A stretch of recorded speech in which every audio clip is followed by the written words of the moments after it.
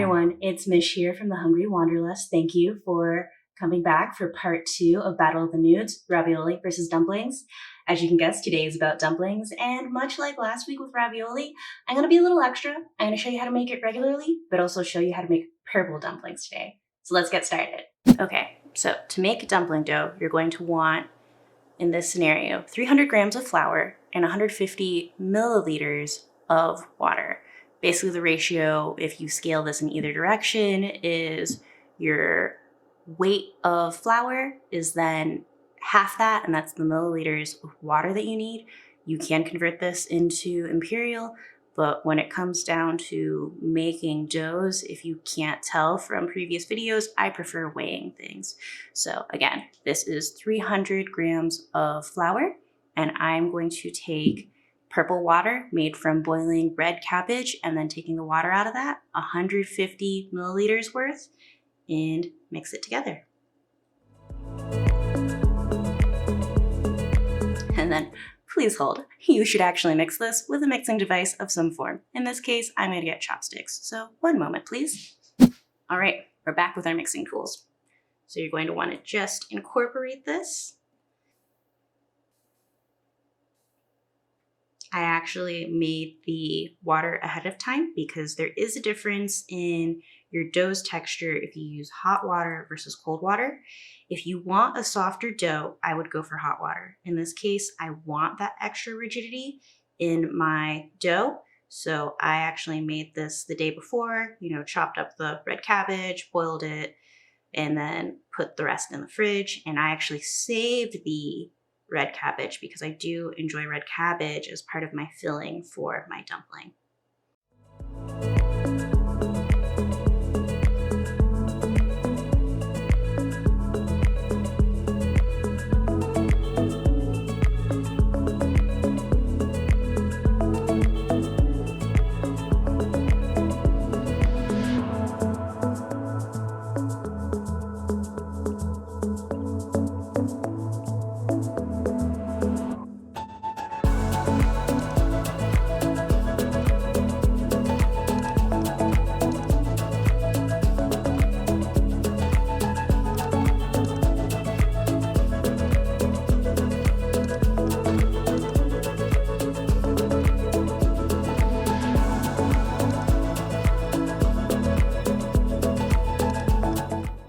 It's been about 10 minutes, so we will cover this and let it rest for 10 minutes, work it a little bit again, and then let it rest covered for 30 minutes, and it'll be ready to roll out and fill.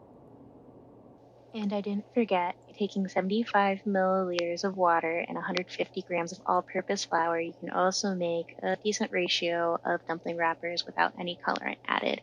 I'll show the comparison at the end of what it looks like having that red cabbage water versus regular water, but made it. I promised I'd show it to you, so here we are. This is the dough after its first rest. It's a lot more pliable, but it's not there entirely yet. So we give it a little extra knead to make sure the gluten is getting worked appropriately.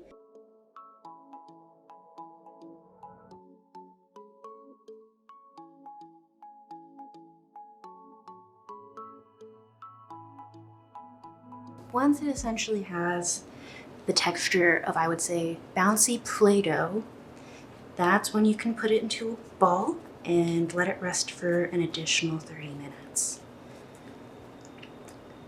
So let's go see this one after 30 minutes.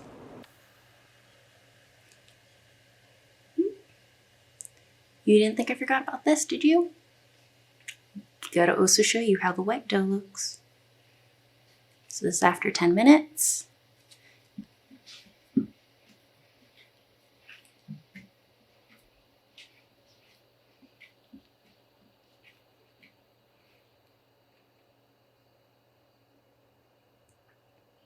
Now we're going to put it in for another 30 minutes of rest time.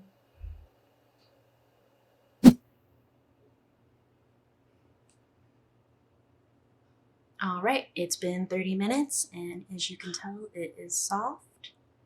Maybe you can tell, but it is actually soft as an earlobe, as I like to say. So it's time to roll this out into dumpling wrappers. You're going to see me roll it, shape it, cut it, and make the rounds thinner.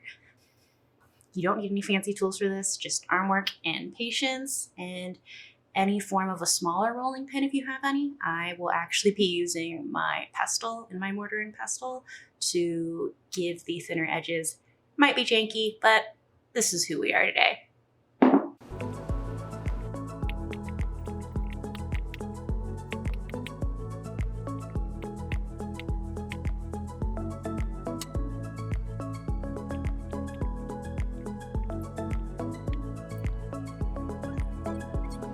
My friend's mom recommends you use this part of your hand to press this out before you start refining with a rolling pin of some form. She's so fast at it, it's not even funny.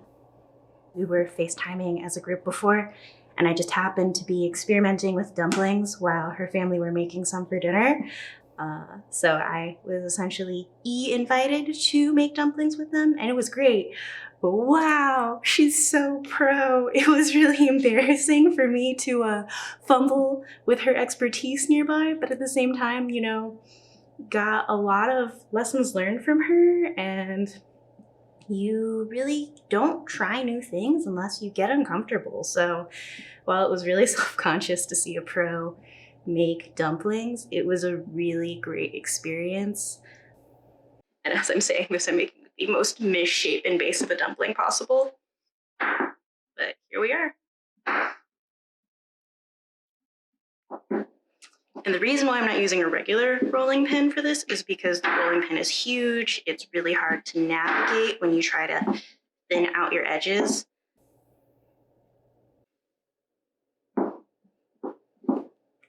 I actually find the pestle really helpful because since it's not equal size, you end up being able to disperse your pressure differently. Definitely not the traditional way to make it, not gonna lie there, but it does help me spread it out as well as, again, make those thinner edges that you need. Man, this is a misshapen dumpling. Are you sure you all want to watch this? Okay, so we have one dumpling wrapper done, and I'll show you what it looks like to fill with, and then we'll get to making some more. I'm gonna use swaddle, and then it's just pinch, tuck, pinch, tuck, pinch, tuck. There are different ways to pinch and tuck dumplings, especially if they're freshly made. I will recommend you to go to Red House Spice, which is where I got the ratio.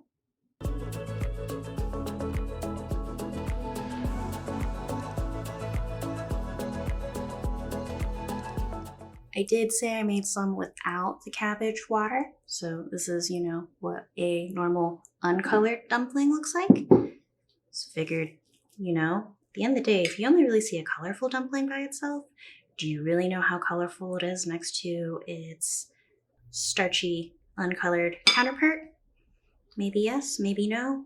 Also, I want an excuse to make extra dough because at the end of the day, the beauty with extra dumpling dough is that you can use it to make scallion pancakes.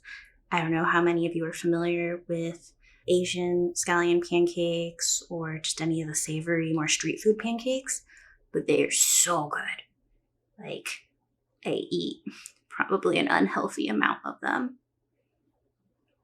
So this is it without the coloring, and just for a comparison, you have purple dumpling and monstrous uncolored dumpling. Okay, maybe a better comparison, purple dumpling, uncolored dumpling. Who's to say which one's more fun? They're both delicious and probably taste the same because the fillings are the same.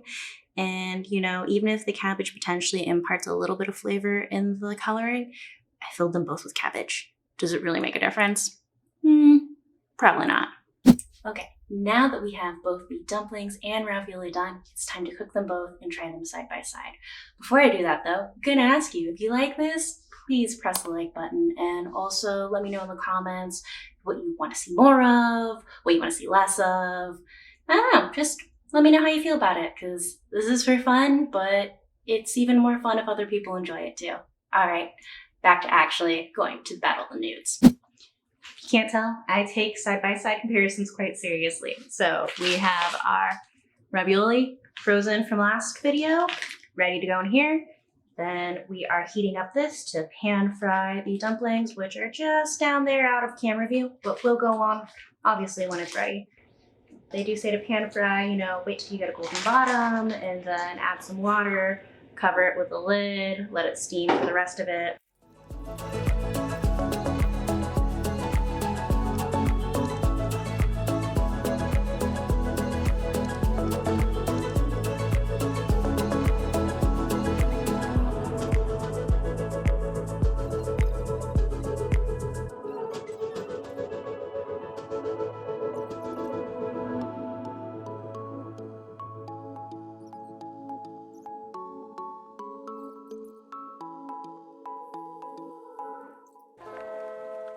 Okay, ravioli here, dumpling here. These are gorgeous colors. You really get the springiness of the ravioli in this one.